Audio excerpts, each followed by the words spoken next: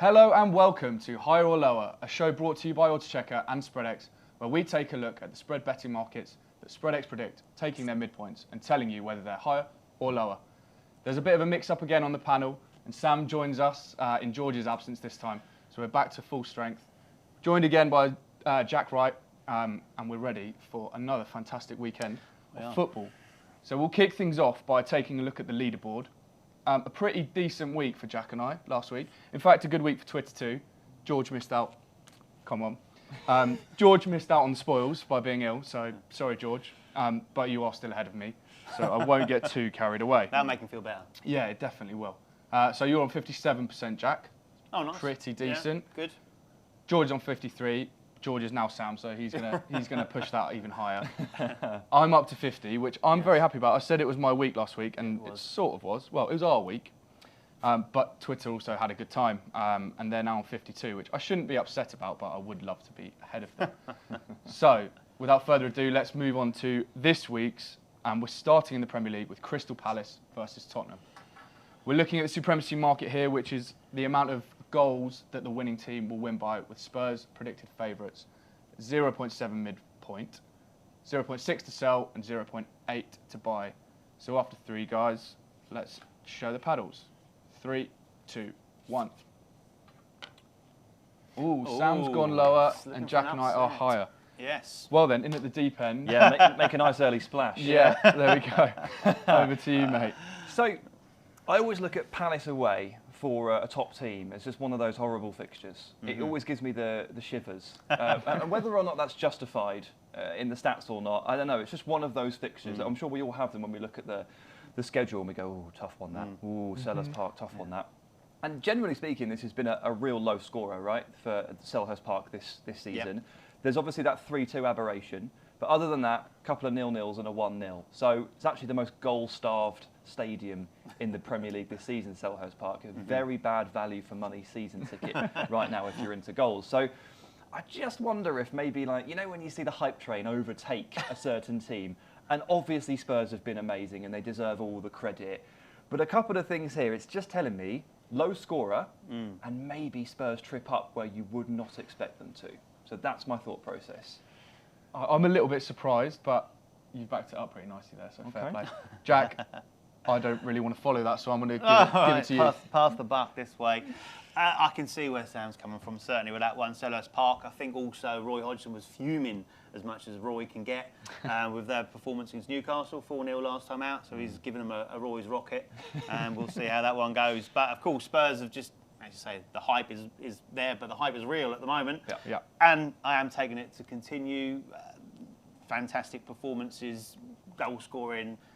Postecoglou still kind of getting rave reviews wherever he does, and people loving it, even after the game last week, or Monday, where he was like downbeat because of the fact that they were poor. Not great in the second half. No, exactly right. All the Fulham fans are like, yeah, we just got outplayed. Yeah, that's right. So, as we know, picked up 23 points now, which is the best start of a manager from their opening 9 fixtures, beating the legendary Mike Walker, of course, and Gus Hiddink. So, 2 very similar managers there. And only 8 sides in Premier League history have started a campaign with more than 23 points. The first 9 games at that time. 4 then went on to win the title. 3 then came runners-up. And 1 came third. So bodes well for Spurs. Can they continue it? Anyway, back to this game. I think Spurs do have a fantastic record against Palace. They have won 13 of the last 16 and drawn 2 and just 1 defeat in that period of time. And I just think how Spurs are playing at the moment, and the injuries probably more than anything for Palace, tip it in my favour as far as this one's concerned. Friday night football. And we know what we want on Friday nights. I know what you want. Fun. And that's what we're getting here, I think. And there's no more fun than Maddison and Son at the moment. I think that continues. I think Spurs have got this weird thing at the moment as well, where they just score 2 every week. And without Eze and Elise, I don't know how much Palace will create. So 2 goals for Spurs, 2-0 win. Money in the bank for us all. Well, for us too. Not George. Not George. Yeah, not George. Yeah, that's a George pick. There you go. I'm here on sabotage duty. Yeah, and I'm all here for it. Okay, then over to the Championship, which we obviously had an exciting round of midweek fixtures. We did. which brings us to Southampton versus Birmingham, and we're going for the total goals market, which is as simple as it sounds. It is the total amount of goals scored. The midpoint is 2.8, which is 2.7 to sell and 2.9 to buy. After 3 then, guys. 1, 2, 3. Got the house. Oh, it's 3 highs. It's 3 highs. Yeah. Tell us why then, Jack. If only you had an EFL expert here. Yeah, I know. Do you know one?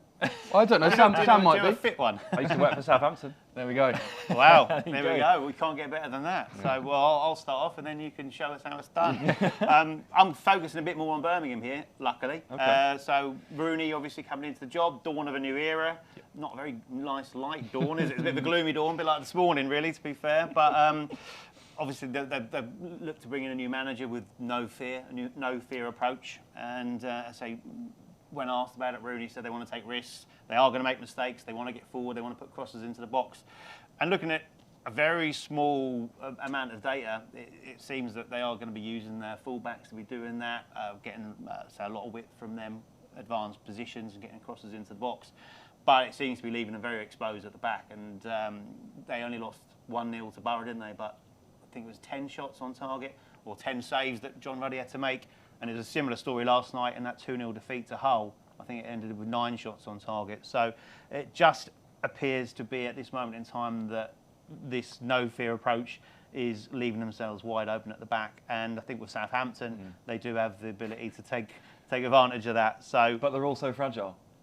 As well, yeah. So it's a perfect combination, isn't it, on paper for goals? There. Exactly right. Southampton, like 65% possession most games, loads of territory, loads of opportunities to score, always leave one open at the back, always get done with a direct ball. Rotherham, whoever it is, Preston on Wednesday night.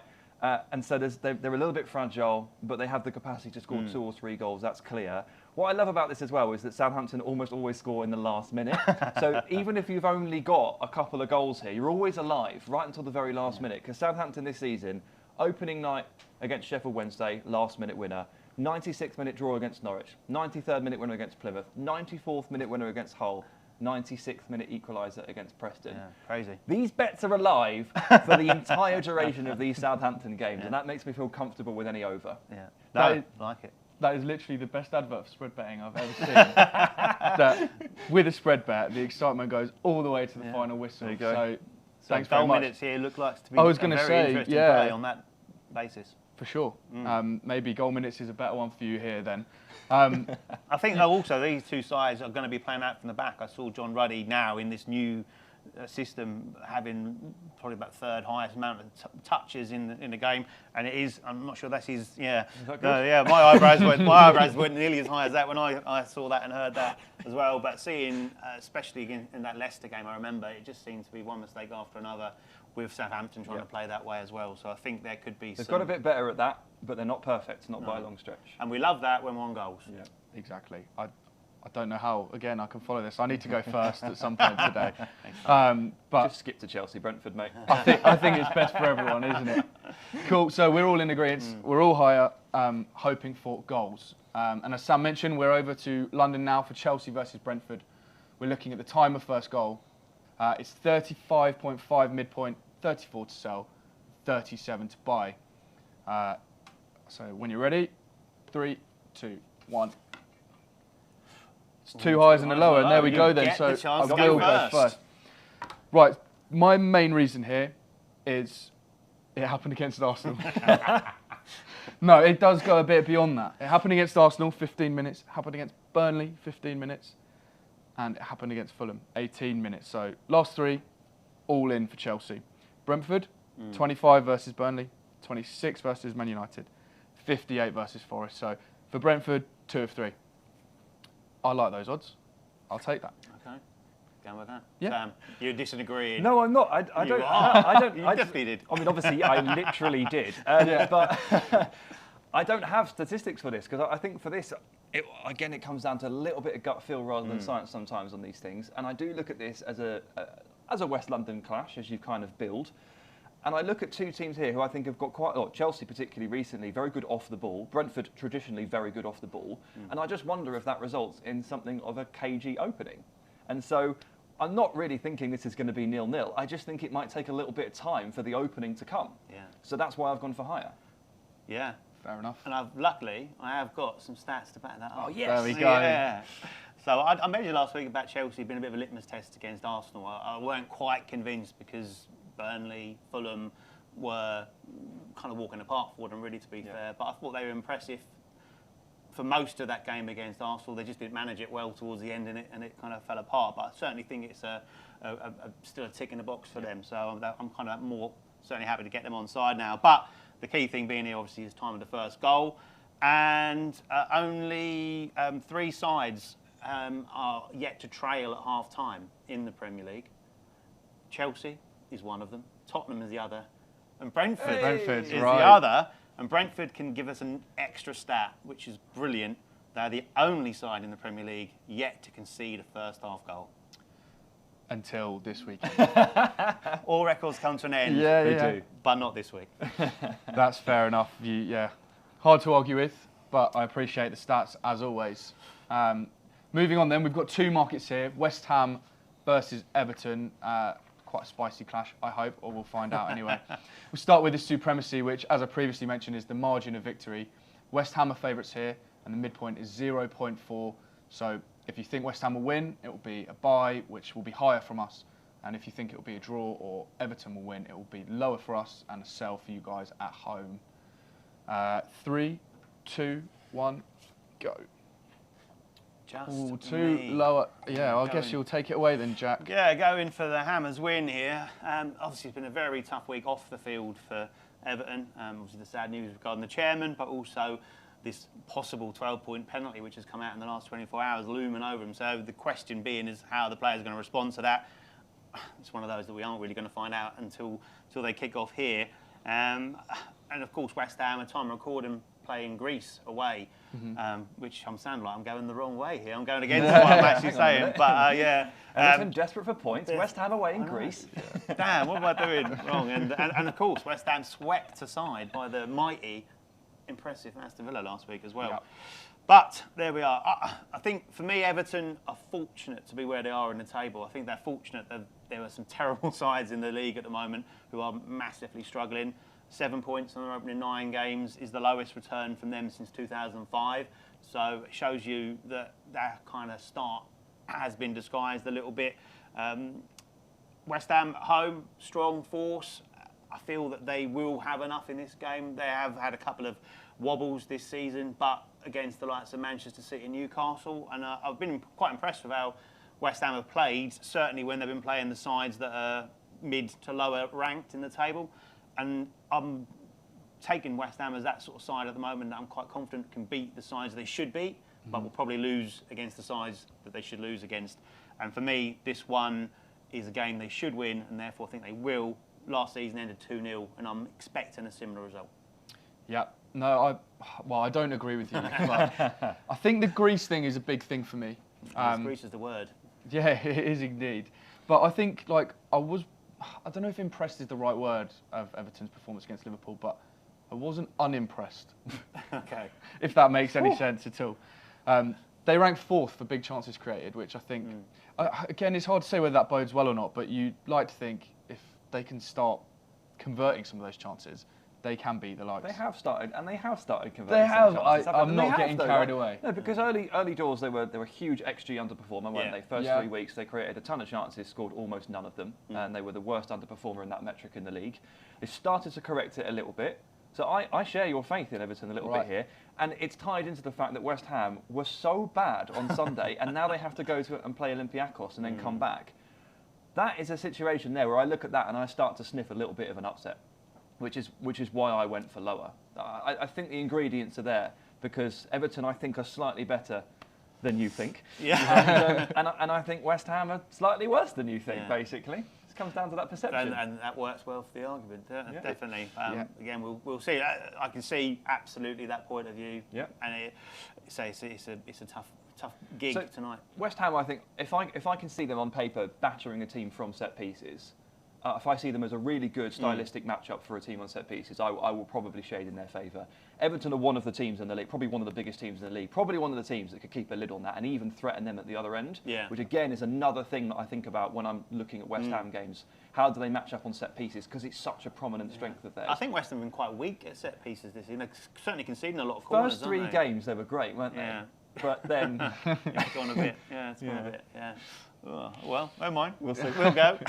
So we've kind of all agreed that West Ham might be a bit leggy here with their European travels, which brings us nicely on to the bookings market, which is up next. The bookings market here is points-based, and it's 10 points for a yellow, 25 points for a red, and if you receive 2 yellows, as Ashley Young did last week, you make up 35. The midpoint here is 48, which is 46 to sell and 50 to buy. 3, 2, 1. Higher, lower. Lower. Okay. Before I pass to you then, Sam, I just kind of want to take a look back at last week. How on earth did I not win that? Don't look back in anger. Yeah, no, there is a lot of anger because I definitely should have You won were unfortunate, I must admit. At half-time, the bookings and Ashley Young was sent off. It was flying in, but wasn't to be. But congratulations to you. Thanks very much. Right, anyway, back to now. Sam, why have you chosen what you've chosen? I don't think I've ever bet on a bookings market in my life. Have you not? No. Until today. Yeah. Until today. Yeah. So don't listen to me. But I just looked at the booking statistics for the 2 teams. Felt like that was a good place to start. And Everton have been surprisingly well behaved. Very much haven't so. they? 14 yellows and a red, obviously, this weekend for Ashley Young. Second cleanest record in the Premier League after Palace. West Ham, not too bad. I hadn't factored in a tired Vladimir Soufal wiping someone out and getting a red, but I just looked at the 2 teams and think, well, on the face of it, the ingredients aren't necessarily there for a particularly feisty game because through 9 weeks, these 2 teams haven't been among the worst offenders. So I went for lower. Yep, fair enough. I'm going to jump in next because I know you're going to one-up me with some referee stats anyway. So I'm going to get mine in.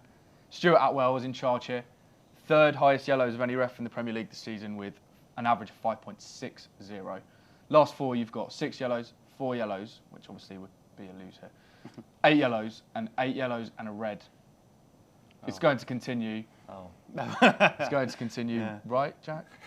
Yes. Yes. Take the surprise out of your voice. Take the doubt out of your voice and go, yes, this will continue. It will happen. I was siding with Sam up to about 11:30 p.m. last night, and because I'd looked at the stats as well, and all the stats generally point towards this being low. And I was like, well, this is a low line, though. For the current climate, this is a low line. The Premier League average this season is 53.83 booking points per game. 50 plus have hit in 75% of West Ham home games and 50% of Everton away games. Is across the average of this season. I love a booking, you can tell that now. 59% of Premier League games this season has cleared this line that we need. So, as I said, these 2 teams and the referee, with the history, actually kind of goes against it. But my gut shot here is that Atwell's a referee for me that does tend to seemingly lose control a little bit. He seems to get a little bit nervous. He tries to keep a lid on it, and then it just gets a little bit out of hand, as it has done in most of his games this season. And I'm expecting that to be something to go through here. The interesting thing is those stats did surprise me as well. Everton being the 2nd cleanest side in the league. Looking at the respective home and away, that does kind of give us more hope for the overs. West Ham have picked up 5, 3, 1 and 3 yellow cards in their home games, and Everton 4, 2, 2 and 4 away. So it's their home record that's kept it properly clean. Yeah. Just for balance, Stuart Atwell took this game last season and gave 1 yellow card to each side only. Boo. Yeah. Pray for you. And he's only showed Everton 3 yellow cards in his last 4 times refereeing them. Everything has to come to an end. Yeah. And this time, no, it's my turn to say all those runs come to an end because I'll be bucking the trend with a West Ham home game. Yeah. Yes. Well, possibly so, but we're going to see. So I just think this, for me, it was the last gut decision to go quite a low line in the current climate. And I found enough stats to back my argument up in the end. That's it. We love the stats, but as you say, we will see. On to the highlight fixture of the weekend then. It's the Manchester derby. Manchester United hosting Man City. Starting off with the Supremacy market, which probably as expected, Man City are favourites here. 0.8 is the midpoint, so if you think City will win, you'll buy and we'll go higher. or if you think it'll be a draw or Man United will win, you'll sell and we'll go lower. So after 3 then, guys, the big one. 3, 2, 1. And it is a clean sweep. Of course it is. Of course it is. I was wondering if anyone was going to be bold enough. Yeah. No, bold or stupid? That's the question. Well, right, you tell me why backers of United are stupid. Is that the soundbite? Is that yeah, okay. Fair enough. Yeah. Could I be less impressed with Man United this season, on and off the pitch? Well, probably couldn't be, to be honest with you. They've been a shambles. 3-game win streak. 3-game win streak. Yeah, I know. How have they managed that? Absolutely no idea. It's been so weird how they've gone about this season.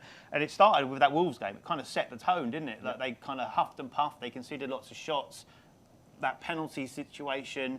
And we thought, oh, yeah, it's probably just a one-off, the first game of the season kind of thing. And then it's just kind of continued throughout that. When you look at their home games, they've been fortunate in most of them. Obviously, they had a stunning home record, didn't they, up until Brighton turned up and beating them. Then lost to Palace at home and Galatasaray at home as well. So fortunate against Wolves, fortunate against Forest, 2 goals down in, 4 minutes in that one. And Brentford. Very fortunate against Brentford. Yeah. And that's what kicked off this 3-game win streak, it is, right? yeah. And no one's really sure how they won that one. They were outplayed by Copenhagen for long periods, and obviously they needed a last kick of the game penalty save. Yeah. It's a 3-game win streak, and it's got some amazing redemptive arcs, isn't it? Hasn't it? Like Onana, Evans, Maguire, McTominay, Rashford's perking up. There's a lot of good stories here, but you're still like, nah, right? No chance. No, it's not sustainable. It's like individuals just having a bit of a clutch moment, and you think, who's next? Who is next for them? But my concern as well for them would be out wide. You know, they've struggled with their fullbacks this season, and you don't really want to be struggling with the likes of Doku, Grealish, Foden, et al. Yeah, I think that et al is the important part here, isn't it? There's just so many more in City's ammunition than there is for United. City have won more Premier League away games against Man United than any other side. I like it. Which, again, is lovely. Only Arsene Wenger has won more Premier League games against United than Guardiola. And he's going to go from 7 wins against Man United to 8 wins here, I'm pretty sure. Yeah. The next market in this game, then, is Erling Haaland player goal minutes, which is the accumulated time of all of the goals he scores against Manchester United. All of the goals he scores. It's midpoint of 37.5. It's 36 to sell and 39 to buy. So if you're hoping for a Haaland goal fest, you'd probably be looking to buy here.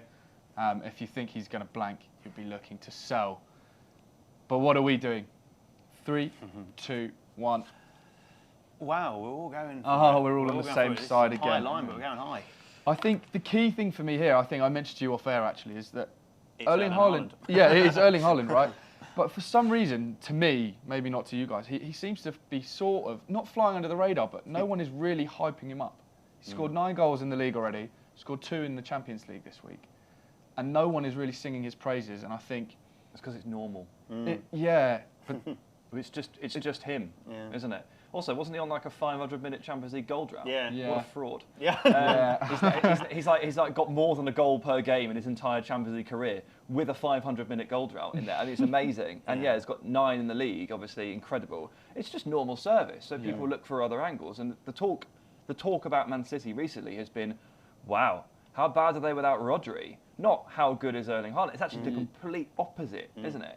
Yeah, it's remarkable. And we mentioned, you mentioned the arcs of Evans and Maguire. Wow. Okay, wow. I'd be quaking in my boots if I was either of them. So does it matter that Haaland's record against United, while looking good on paper, 3 goals, 2 assists in 3 games, he's actually blanked in the last 2. Does this matter? Does this worry? No. Okay. But Jack? Well, kind of in the style of Pep Guardiola, no, really worried. I think it's what he said last night when asked about, were you worried about his goal drought in the Champions League? He went, really worried. He's in all kinds of trouble. No, not at all. The guy's a machine. He's going to get fed left, right and centre. You watch him in the flesh and you just can't help but be blown away by just what an absolute incredible specimen he is. And it's just going to score hundreds and hundreds of goals. You know, the numbers he's putting up is that kind of numbers that we mocked to a certain degree, respected it, but mocked the fact that it was being done in certain leagues by Messi, Ronaldo. You know, he's scored 63 goals for Manchester City now in 67 appearances across all competitions. Top end of the Premier League, top end of the Champions League, obviously going all the way to the final. And it's been phenomenal. And so just against this Manchester United defence, which has been terrible all over the place and been exploited by far weaker attacks than this Manchester City attack, you just fear for them, if you were so inclined to do so.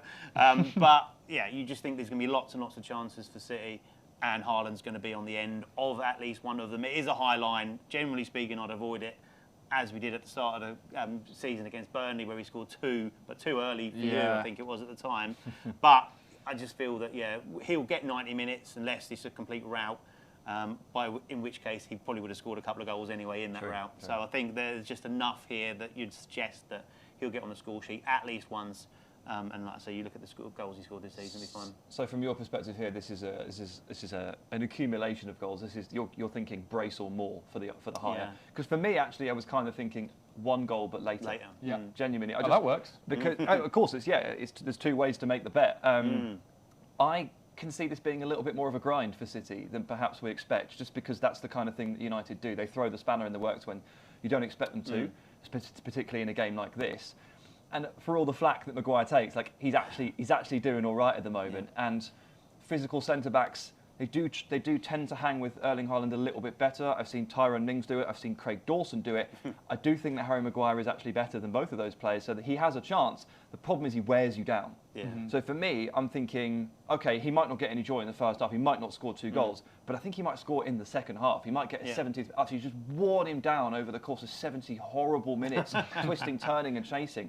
That's my thought process, rather than a hatful of goals. Nice. Yeah, as both work, as you say, and like I say, he has scored a couple late recently, and also plundered a hat-trick and got 200 odd total minutes already this season. So, yeah, we'll take either. For sure. Well, there's 2 approaches there to back Erling Haaland goal minutes in the Manchester derby. So we've got one last stop then on this episode, and it's back to the Championship. It's Coventry versus West Brom. We're looking at the total goal minutes now. So we had player goal minutes. Total goal minutes is the accumulation of all the minutes that the match goals are scored in. It's 123 to sell and 133 to buy, which means the midpoint is 128, which is where we'll play. 3, 2, 1. On my own. Oh, you're on your own, Jack. Own. Please tell us why. Yeah, why indeed. It is a very low line. That's the first starting point for me to look at. And then I had to struggle to make sure I found some stats to back that up. It's been a very inconsistent start for Coventry, highlighted by only last night losing 2-0 away at Rotherham, only the second team to do so this season. We'll move on. But Mark Robbins has called basically the team out after the game, said that he's looking for more intent, more energy. So this game being on a Monday night, he has got a few days to prep, fire them up and get them going. They are unbeaten at home, so good few draws in there, 2 wins and 4 draws so far. Ellis Sims has impressed in fits and starts, and I think he's a definite threat in forward areas. Is he a Victor Gyökeres? Tough act to follow. And I'd suggest that probably the main miss for them is Gus Hamer in the middle. But Callum O'Hare, nice to see him back last night. He got a quarter of an hour or so. Nice. Yes, yeah. So it's good. Hopefully, yeah, he can stay fit now, because a great player, certainly at Championship level, who's been, say, ravaged by injuries. So getting back in the side, that will certainly help them in their forward processes as well. So down in 20th in the table, which is after last season's highs, of course, pretty tough. Goals averaging this season at home, 143.2. So happy days. That covers what I need it to be. And for me, West Brom have sneaked up into the playoff places a little bit kind of on the blind side. Corbyn's done a great job there. He's been there a year now. And another kind of comeback guy there is Grady Diangano, which was nice to see him come back. He scored on Tuesday night against QPR in that win there. So lots of good stuff going for West Brom. So I think they'll go to Coventry with high hopes, but only one away win to their name. So they need to back up that form at the Hawthorns. And there have been quite a few goals in their last 4 goals in their last 3, and we've seen 182 minutes and 153 minutes in their last 2 away games as the combined total. So and 571 actually before that, which was a massive one. But there we go. So I'm hoping the recent trend for that will continue, and that's why I've gone with a tentative, I must admit, higher in this. So there's an alternative stats view that I have Yes, for that you. was what I was hoping. Last 3 games between the two clubs, 1-0, 1-0, 0-0. Not good. Monday night football, eh? Under 25, under 2.5. Goodness me, of course it's under 25. Under 2.5 in all 4 of Coventry's last 4 games. West Brom 6 clean sheets in 7. 0-0, guys. Yeah, I'm with you. I've looked. I calculated the goal minutes actually of those last 6 between these two sides. This wouldn't have made up in any of them. So that there is enough for me to be with you, Sam. Yep. Going lower. Hopefully, we'll get the better of you.